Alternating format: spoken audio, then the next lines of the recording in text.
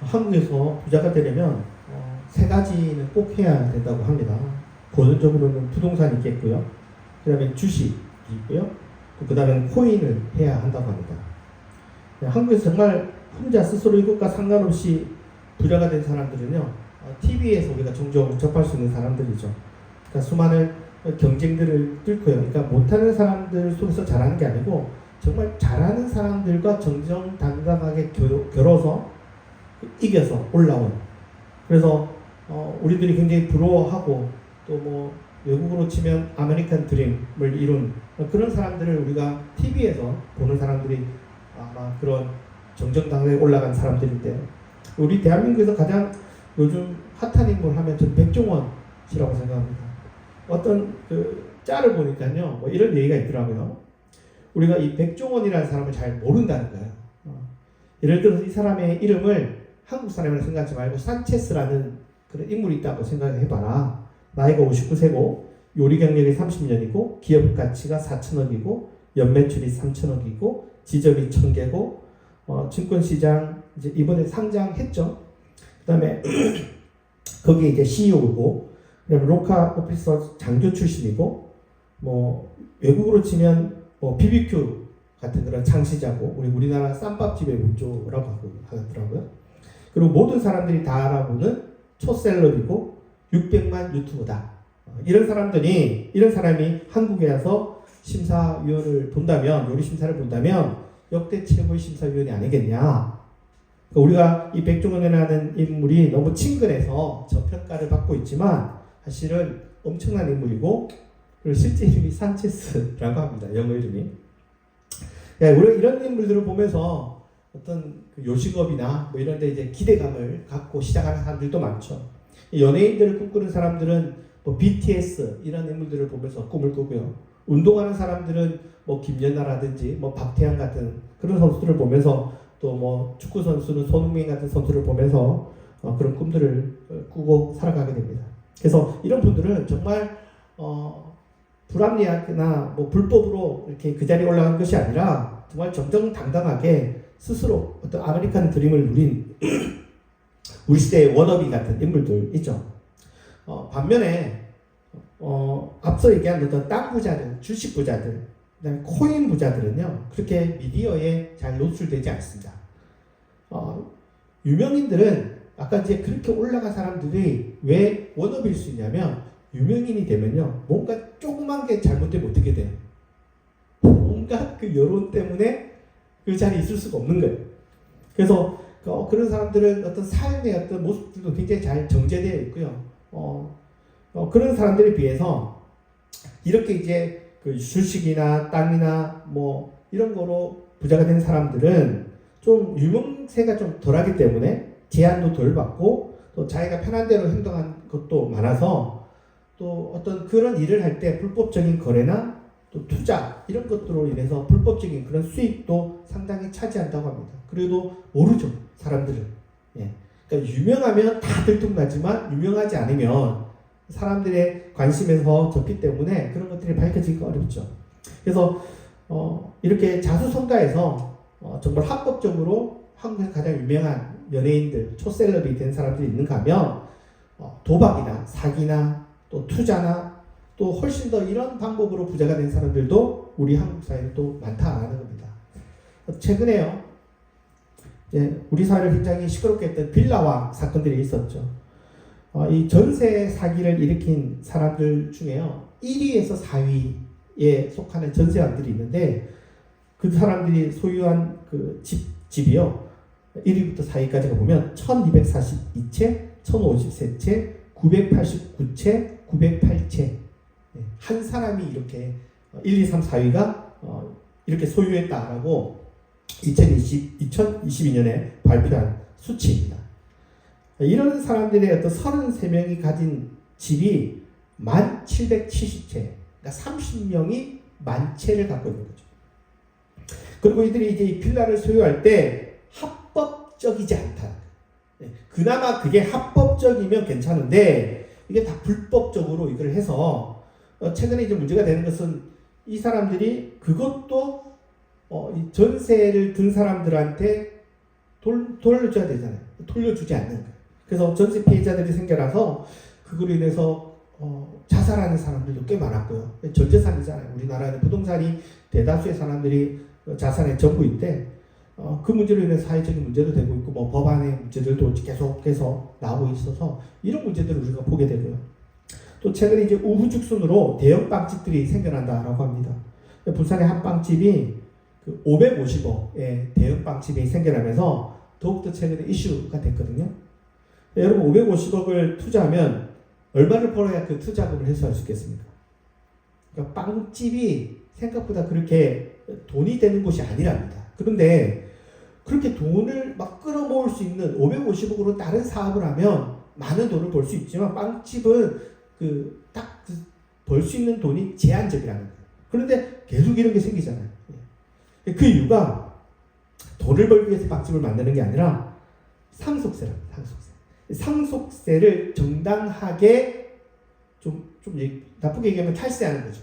상속세가 없이 상속할 수 있는 방법이 이거라는 거예요. 그래서 우리나라에서 30억 이상을 상속하게 되면 한 50%까지의 어떤 세금을 떼야 되는데 이런 빵집으로 상속을 하면 10년 동안은 600억이 그냥 그대로 물려줄 수 있고요. 20년은 800억, 뭐 30년은 1200억 해서 그러니까 이러한 그 것들을 그냥 물려줄 수 있다.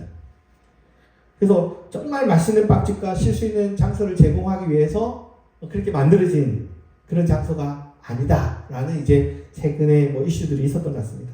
그러니까 법의 허점을 틈타서 편법들이 난무하더라는 거죠. 뭐 이런 얘기를 왜 자꾸 오늘 했냐면 오늘 땅 얘기를 하려고 하기 때문입니다. 부동산 얘기를 하기 위해서입니다. 성경에도요, 이 부동산 얘기가 나옵니다.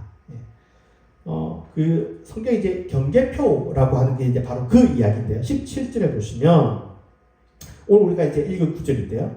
왜 이렇게 과격한 구절을 읽으셨나라고 생각할지 모르겠지만 보시면 이렇습니다. 그의 이웃의 경계표를 옮기는 자는 어떻게 한다? 저주를 받을 것이라. 그리고 모든 백성은 아멘 할지니라. 그러니까 이 이스라엘 땅은요, 우리가 생각하는 우리나라의 땅과 좀 개념적으로 다른 것들이 있습니다. 그 중에 하나가 땅은 모든 사람들에게 영구히 주어지는 게 아닙니다. 우리는 한번 땅을 사면 그거 어떻게 씁니까? 내가 뭐 어떻게 하지 않으면 그 땅은 영구히 가는 거잖아요. 평생 내 거잖아요. 그런데 성경은 그렇지 않습니다. 레위기 15장 23절에 보시면 토지를 영구히 팔지 말 것은 토지는 다 내 것임이니라. 너희는 거류민이요 동거하는 자로서 나와 함께 있는 것이니라. 그러니까 이스라엘에 있어서 땅의 개념은 땅은 인간께 아니라는 겁니다. 국가 땅도 아닙니다. 하나님 거라. 그리고 인간은 거기에 하나님한테 빌려 쓰는 것이고, 그래서 아무리 부자가 땅을 많이 차지하더라도 어떻게 해야 되냐면 50년이 지나면 다 돌려줘야 돼요. 그러니까 기한은 50년짜리입니다. 아무리 땅을 많이 사도. 그리고 그 땅은 그럼 누구가 그래도 계속 갖고 있냐? 가문마다 그리고 집안마다 그 땅이 다 나눠져 있는 거예요. 그래서 50년이 지나면 다시 그 집으로 그 땅들이 돌려주게 돼 있다는 거예요. 굉장히 사회적인 제도이면서 어떤 사회보장 제도가 땅인 거죠. 그래서 땅을 주고 팔고 뭐 이런 게 이제 상황이 어렵다 보면 그게 인정이 되면서도 또 한편으로는 땅을 영원히 팔고 살 수는 없는, 그게 금지되어 있는 것이 이스라엘 사람들이 갖고 있는 땅의 개념입니다. 성경의 개념입니다. 그래서 오늘 우리가 읽은 이제 경계표라든지 때로는 이제 지계석이라고 번역이 되어 있는데, 성경 예전에 어렸을 때 읽었을 때는 이게 무슨 말인지 몰랐습니다. 쉽게 얘기하면 이게 부동산 그 표지라고 보시면 됩니다. 이런 이제 경계표는요, 원래는 그 국가의 영토를 가리키거나 아니면 이제 지파 같은 거죠. 그러니까 그 당시에 조그만 어떤 그 이스라엘 12개의 지파니까 그런 지파의 어떤 경계표를 가리키는 표였습니다. 고대 바빌론에서 보면요, 이런 게 있습니다. 이 쿠드루라고 해가지고요, 이게 뭐냐면 그 땅 문서입니다. 땅. 이까지가 우리 땅이다라는 어떤 표지인 거죠. 그래서 어떤 법적인 효력을 나타내는 그런 이제 뭐 표인데요. 뭐 도리기도 하지만.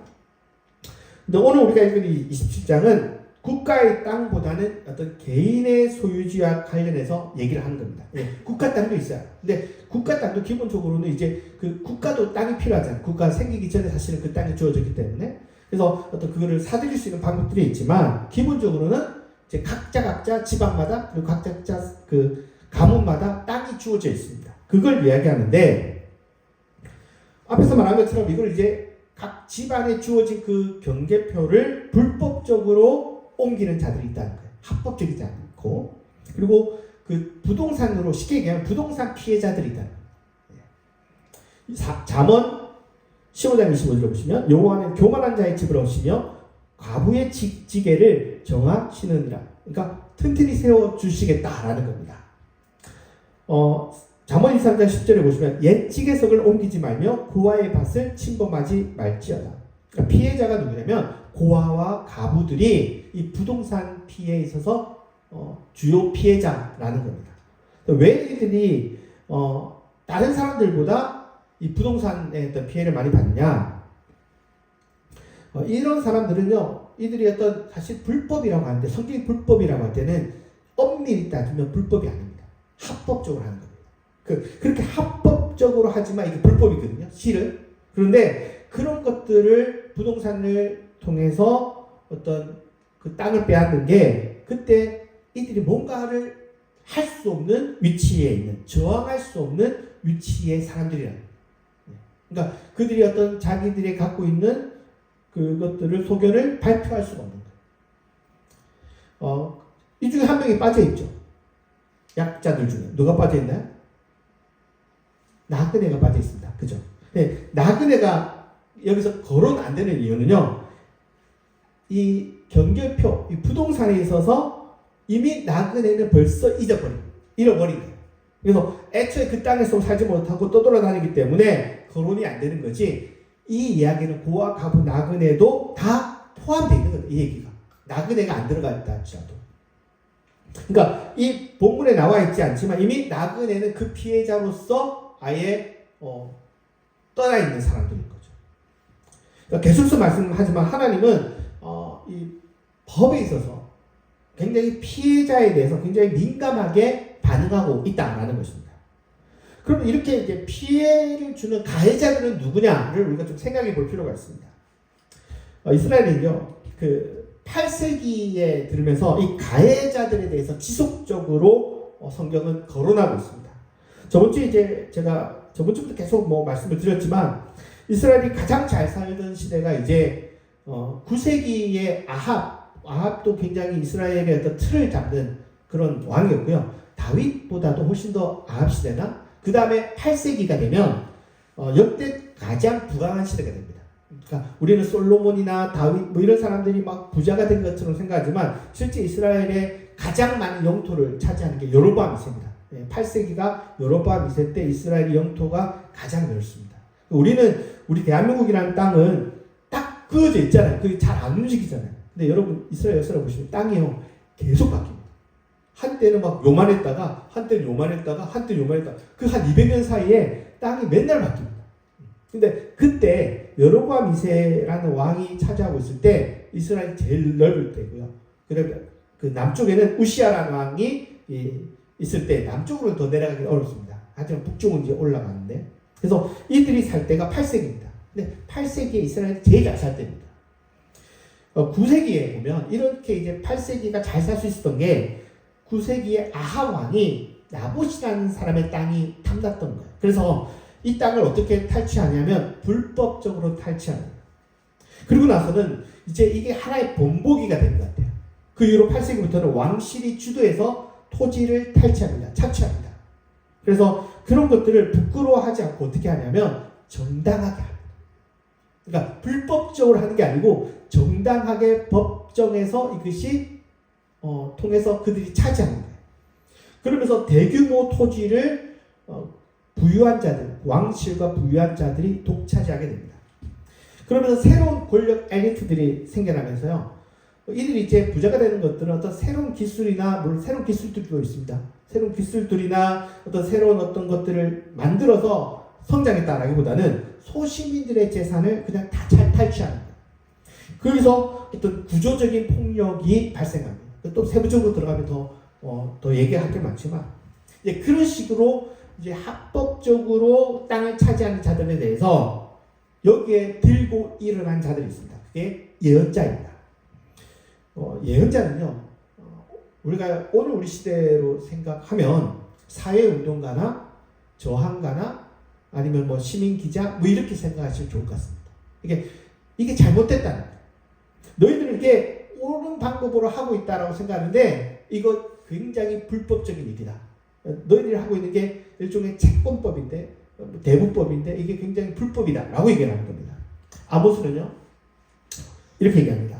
너희가 힘없는 자를 밟고 그에게서 미래 부당한 세를 거두었은즉 너희가 비록 다듬은 돌로 집을 건축하였으나 거기 거주하지 못할 것이요 아름다운 포도원을 가꾸었으나 그 포도주를 마시지 못하리라. 자, 이 모든 패턴이 어떻게 된다면 약자를 밟아서 세금으로 그리고 아니면 그런 그 채권들을 통해서 다 차지하는 겁니다.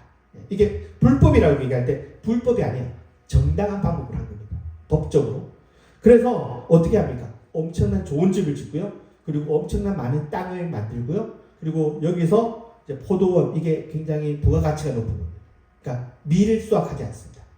비싼 거하고 이게 부가가치가 높은 걸 해서 부자들이 엄청난 부자가 됩니다. 호세아서도 보면요.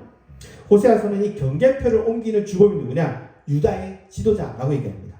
5장 10절에 보시면 유다 지도자들은 경계표를 옮기는 자 같으니 내가 나의 진노를 그들에게 물같이 부으리라.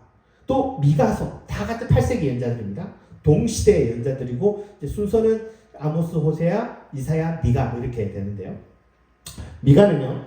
이런 자들 때문에 누가 피해를 보느냐? 부녀와 어린아이들이 이 부채의 희생양이 되고 있다라고 얘기합니다. 2장 9절을 보시면 내 백성의 부녀들을 그들의 즐거운 집에서 쫓아내고 그들의 어린 자녀에게서 나의 영광을 영원히 빼앗는 도다. 그래서 이 나이 어린 사람들을 대상으로 이런 불법적인 것들을 하고 있고요.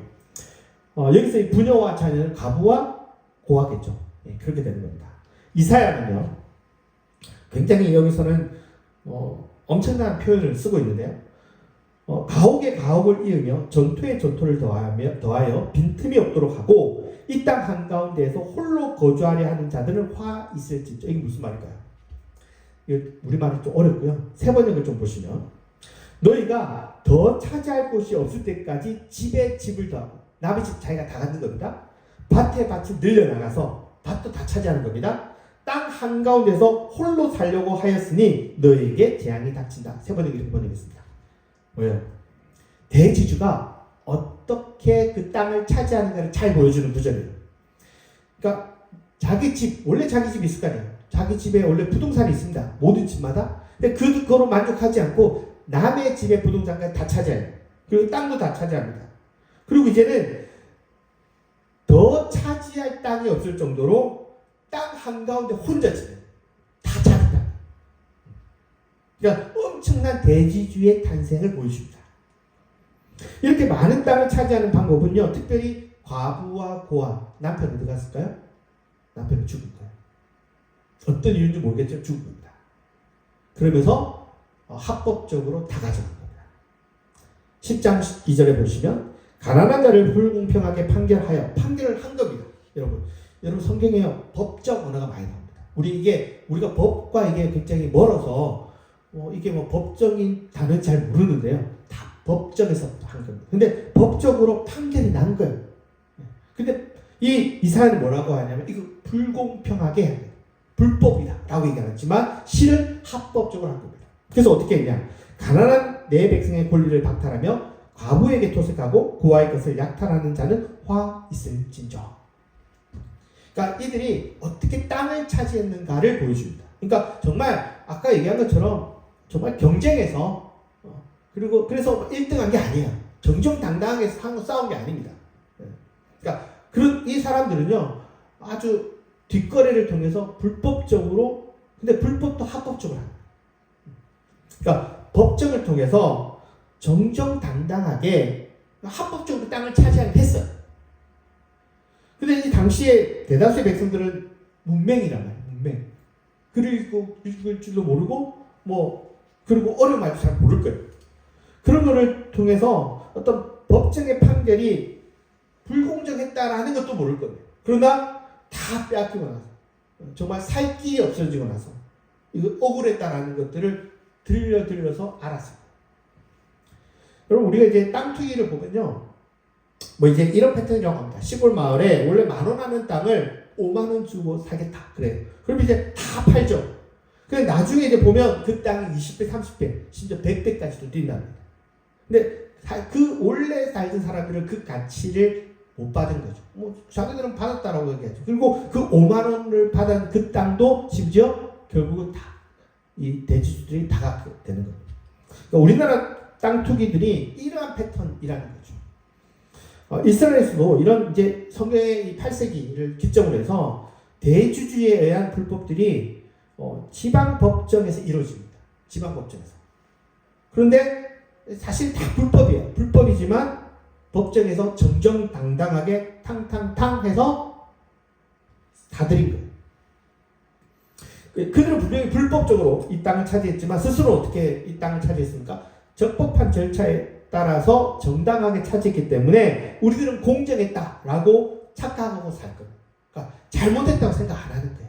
그래서 성전에 가서 더 예배 드리는 거예요. 그리고 그렇게 땅을 잃은 소작농가 고아 가문에 어떻게 사느냐? 쓰레기 뒤지고 사는 거예요.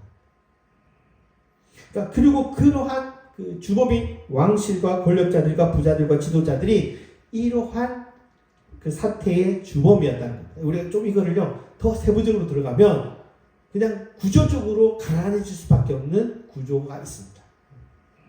어쨌거나 이러한 땅 착취에는 또 다른 부류들이 있는데요. 14장, 신명기 19장 14절에 보시면 내 하나님 여호와께서 내게 주어 차지하게 하신 땅, 곧 내 소유가 된 기업의 땅에서 집안마다 다 땅이 있는 거예요. 조상이 정한 내 이웃의 경계표를 옮기지 말지니라. 사실은요, 이 경계표를 옮기는 죽음이 낯선 사람이 아니라 이웃이었다. 이웃.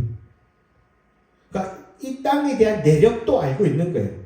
왜냐하면 그 땅에서 오랫동안 보고 살면 그런 지계석 같은 게 있단 말이에요. 집안마다. 아, 여기 누구 집이구나. 땅 문서가 박혀있다는 거예요. 그런데 그걸 본 사람들이 그 땅을 차지하는 거예요. 잠언 20장 28절에 보시면 내 손자가 세운 내 지계석을 옮기지 말지니라. 예. 보면 자연재해도 일어나고요. 또 여러 가지 비피해도 일어나고 그러면 지계석이 옮겨진단 말이에요. 그리고 그때 합법적이라고 하면서 다시 그걸 재면서 조금씩 땅을 넓히는 사람들이 있었을 겁니다. 뭐 그런 거 외에도 어떤 그 사람의 땅 지계석까지 다 차지하는, 부동산으로 투기해서 다 차지하는 그러한 사람들이 누구냐면 옆에 있었던 이웃들이에요.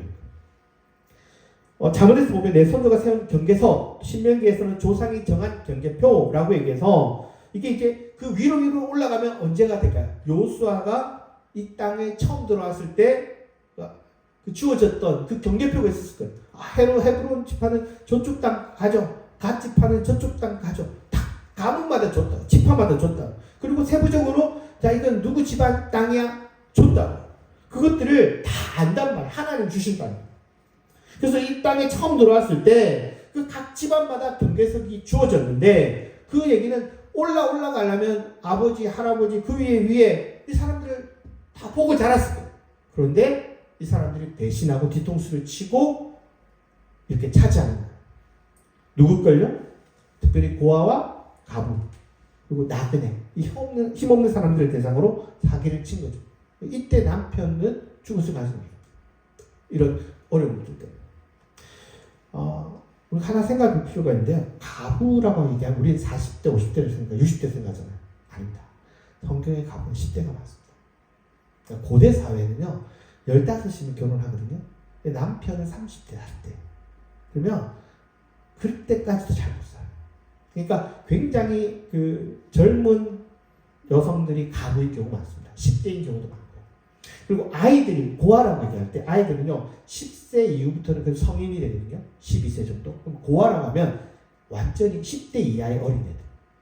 그러니까 너무 어린애들. 그러니까 어린 애들을 대상으로 돈 많고 좀 아는 어른들이 장난질을 쳐서 이 사람들을 사지로 내놓은 거예요.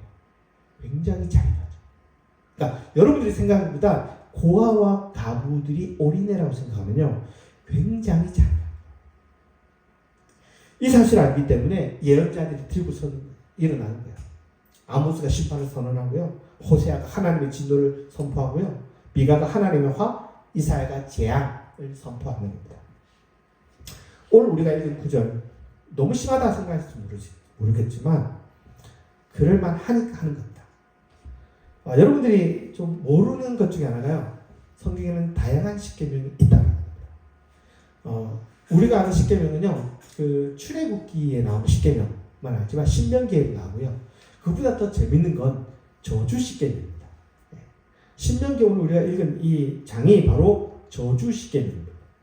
사실 성경도 사실은 보면요, 십계명이 뭐냐면 뭐 하지 마라, 하지 마라. 해라도 있고 하지 마라. 하지 말라는 거는 일종의 금기에 대해서 얘기하는 거거든요. 사실 저주 십계명도 우리가 저주라는 단어가 들어가니까 좀 무시무시하다? 아닙니다. 사실은 십계명과 그렇게 다른 거 아니지만 여기에는 뭐가 표현되냐면 저주라는 단어가 더 들어있어서 뭔가 끔찍하거나 무시무시하거나 생각할지 모르지만 사실은 똑같은 금기를 다루는 거예요. 그 중에서도 이제 오늘 우리가 27장은 흔히 저주 십계명 또는 저주 12계명이라고 부르는 내용입니다. 내용을 보면 부모를 없애기는 자는 저주를 받는다든지, 그리고 오늘 우리가 읽은 본문처럼 경계표를 옮기는 자는 저주를 받는다든지, 맹인을 길을 잃게 하는 자도 저주를 받고요. 객이나 고아나 가부의 재판을 공정하게 하지 않는 자도 저주를 받고 해서 한 10개에서 12개 정도의 저주가 담겨져 있어서 흔히 이걸 이제 저주 10계명 또는 저주 12계명이라고 해서 우리도 보면 10계명이 딱 10가지로 되지만 이게 어떻게 나누냐에 따라서 카톨릭과 우리도 다르고요. 유대교도 다르고요. 뭐 이렇게 달라지거든요. 그래서 총 우리도 10계명을 따지면 12개가 나와요. 12개의 가능성도 훨씬 높고요. 하여간 어쨌거나 10계명도 거의 그 순서고 저주 10계명도 보면 그 10개에서 12개 정도로 나눌 수 있죠. 근데 이제 이거를 어떻게 하냐면 이렇게 하지 마라 라고 이제 선포를 하면 백성들이 아멘 하면서 여기에 동의하는 거예요. 이렇게 하는 자는 저주를 받을 것이다. 그러니까 아멘 하는 거예요. 그렇게 해서 만들어진 법안입니다. 잠언에서는 단순히 야 경계표 옮기지 마라 얘기하면서 고아의 밭을 침범하지 말라 약간 경고 정도의 표현이라면, 또 신명기에서도 19장에서 보면 이웃의 경계표를 옮기면 안 돼 라고 얘기하면서 뭐 그 정도까지 얘기해요. 그런데 신명기 17장에 딱 들어오면 어떻게 얘기하냐면 이런 일을 하면 저주받을 것이다. 그러니까 단순히 이런 법을 어겼다 뭐 그 다음에 어기서 어떻게 해야 돼요? 뭐 말이 없다고 그냥 도의상으로 하지 말라는 건지 법적으로 하지 말라는 건지 모르는데 아예 20장은 저주를 선언해요. 그러니까 처벌 이상의 어떤 심판이 선포되는 처벌법도 있겠죠. 근데 그보다도 더 저주가 선포됩니다. 늘 이야기하는 성경에서 처벌은요, 우리가 볼 때 야 너무 그 지은 죄에 비해서 과한 처벌이 아니겠냐라고 생각이 들죠. 우리가 읽으면. 그렇죠? 우리가 읽으면 과하게 느껴집니다. 그런데 사실은 이게 전부 다 생명과 달렸습니다. 저주를 선포할 때요, 그게 전부 다 그 약자의 생명을 앗아갈 수 있는 방법이에요. 전부 다. 오늘 우리들은 저게 뭐 그렇게 생명을 앗아가는 일이야 라고 생각할지 모르겠지만 그 정도로 심각한 것들이에요. 우리가 생각합니다. 훨씬 더. 그리고 그렇게 피해를 얻은 그 피해자들은 거의 생존권이 위태롭거나 거의 사지로 몰리고 생사가 달렸기 때문에 사실은 강력한 심판이 있는 겁니다. 그냥 남의 땅, 남의 부동산 사지 마라 이런 내용이 아니라 이렇게 불법적으로 땅을 사거나 빼앗으면요, 그 피해자들은 여전히 그래도 뭐 살만한 그런 세상이 아닌 거예요. 남편은 죽고 고아 가부들은 생존이 어려운 상황으로 살게 되는, 생존이 불가능해지는, 죽음으로 내모는 그런 상황들이 이 저주 십계명과 연관이 되는 겁니다. 어른 남성들은 어찌 보면 집안 식구들이 챙겨줘서 뭐 생존했을지 몰라도 그러한 대우에서 그거를 받지 못하는 고아나 가부들은 생존이 불가능해지고요. 또 이런 피해자의 아버지 같은 입장에서 그 피해자를 대변하기 때문에 그러니까 죽은 아버지의 어떤 피해자의 어떤 모습을 대변하기 때문에 이 심판의 강도가 굉장히 강한 거예요. 그런 예를 이제 살펴볼 수 있는 게 저주 십계명에서 이들이 이제 기본적으로 이러한 것들 통해서 사지로 내몰린 그런 사람들의 이야기가 여기 담겨져 있는 건데요. 16절을 보면 우리가 볼 때 이제 뭐 이게 뭐 그렇게까지 위험한 얘기야? 라고 생각하지 모르지만 그게 아니에요. 부모를 경홀히 여기는 자는 저주를 받는다 라고 얘기할 때 부모를 업신여기는 사람들이 어린애들이나 청소년 얘기가 아닙니다. 우리는 부모 말 안 듣는 아이들 있잖아요. 청소년들. 이렇게 생각하는데 그 얘기 아닙니다. 이 얘기를 들을 때는요. 걔네들은 이 얘기에 속하지 않습니다. 기본적으로 법 얘기할 때는 성인 남성을 좀 얘기합니다. 그러니까 그리고 여기서의 부모는 성인이 되면 아버지는 어때요? 나이 들고 그리고 이제 일할 힘을 잃은 그 아버지를 얘기하는 거예요. 여기서 부모를 경홀히 여긴다라고 얘기하는 것은 이제 더 이상 혼자서 생존하기 어려운 그 부모를 방치하거나 내버려둬서 생존하기 어렵도록 내버려두는 성인 남성 어른을 얘기합니다. 그래서 그렇게 힘없는 노인이 스스로 생존할 수 없도록 사지로 내모는. 그래서 구약 성경에요. 약자의 그 패턴을 보시면 고아, 가부, 나그네 그리고 부모가 들어가기도 합니다. 그리고 때로는 순서가 바뀝니다. 부모가 1순위가 되기도 합니다. 그 이유는 뭘까요? 자식들이 부모를 버립니다. 그래서 1순위가 됩니다. 물론 이제 아들이 빨리 죽기도 하고. 그 다음에 16절에 보시면 그래서 이제 부모를 경홀히 여기는 자는 저주를 받는 것이. 그리고 아멘하는 겁니다. 아멘하는 게 성인 남성입니다. 또 맹인을 뭐 이렇게까지 얘기하나 생각할 수 있지만요. 18절에 보시면 맹인에게 길을 잃게 하는 자는 저주를 받을 것이라 할 것이요 모든 백성은 아멘 할지니라. 우리는 이게 단순히 맹인한테 길을 잘 안 알려주면 안 된다.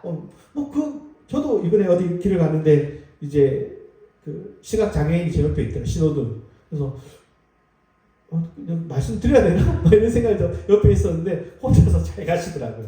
그 사람 많은데. 근데 그때 이제 뭐 길을 안 알려주면 너 심판받는다. 이 얘기가 아니라 맹인을 죽도록했다는 거예요. 이 얘기는요. 단순히 길을 알려주지 않은 게 아니라 위험에 분명히 제가하면 죽을 수밖에 없는 대가 있단 말이에요. 안 알려주면 이렇게 돼. 우리처럼 길이 좋지 않아요. 근데 그 맹인을 사지로 내놓은 거예요. 아는데 도와줄 수 있는데 그랬을 때 저주를 임하는 거예요. 그러니까 단순히 길 알려주고 안 알려주고 그 얘기 아닌 겁니다. 또 아버지 아내라고 할 때요. 이게 이제 내가 친어머니일 수도 있지만 이제 친어머니가 아닌 어머니일 수도 있잖아요. 그때 그 아버지는 힘 있는 아버지가 아니에요. 힘 있는 아버지의 아내를 범할 수 없습니다. 그러니까 이제 아버지는 힘을 들고 아내는 보통 나이가 어리거든요. 나이가 어리니까 이제 힘 있는 남성의 자녀가 힘없는 아버지 아내나 죽은 아버지 아내를 함부로 대하는 이른바 권력형 성폭행입니다. 권력형 성폭행을 얘기하는 거예요. 그래서 그의 아버지 아내와 동침하는 자는 그의 아버지 하체를 드러냈으니 저주를 받을 것이라 할 것이요 모든 백성은 아멘 할지니라. 그래서 권력자, 힘 있는 자 그런 자들이 어떤 불법적인 일을 통해서 피해를 입은 자들에게 저주가 자동적으로 발생할 뿐만 아니라 이것은 법적으로 제재를 가야 된다라고 얘기하는 것이 성경이 보여주는 저주 십계명에서 보여주는 것입니다. 그러니까 경계표를 옮긴다라는 것은 상당수는요 어린아이들을 대상으로 사기를 쳐서 생존을 불가능하게 했던 것이고요. 제일 쉬운 사람인 거죠. 그러니까 제일 다루기 쉬운 사람들부터 시작하는 겁니다. 또 경계표를 옮기는 순간 작은 땅이라도 이전에 그 땅으로 대부분 이제 먹고 살던 사람들이 그 땅을 빼앗기니까 생존권을 잃어버리는 거예요.